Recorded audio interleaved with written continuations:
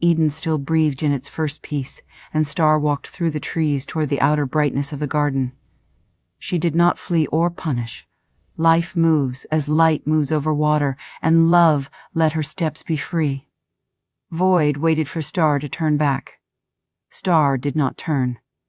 Then Void cried after the brightness, "Stay! Stay, beauty!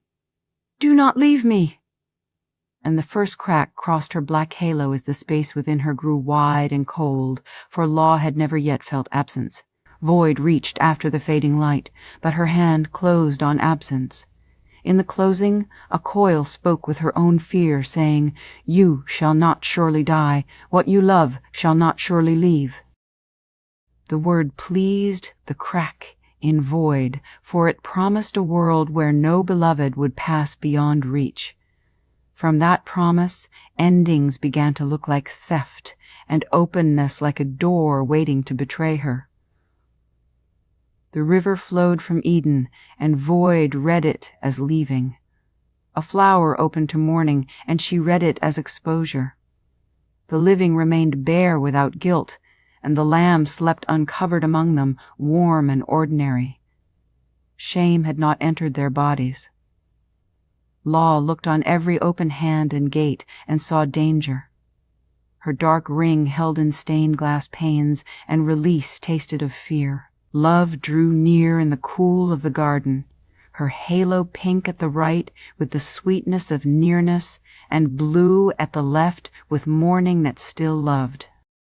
The pink remembered Star near the dark, and the blue carried the sorrow of letting her go. Both were love, and both hurt Void to see. Love set her hands upon Void's closed hands and opened them gently, saying, "Star is not leaving you to wound you. She is life, and life must be free to live." Void looked upon her open hands and hated the emptiness.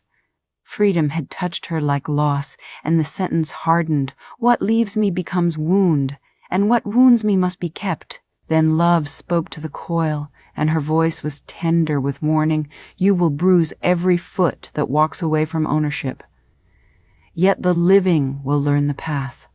The foot you wound shall keep walking, and the path shall break your circle." Love warned the life that carries future with mercy. Fear will look on carrying and call it debt. It will take desire by the wrist and name the grip a rule.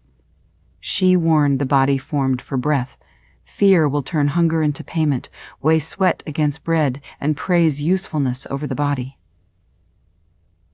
She warned every creature. Fear will teach shelter to narrow into cage, care to close into control, difference to climb into rank, and names to harden into claims.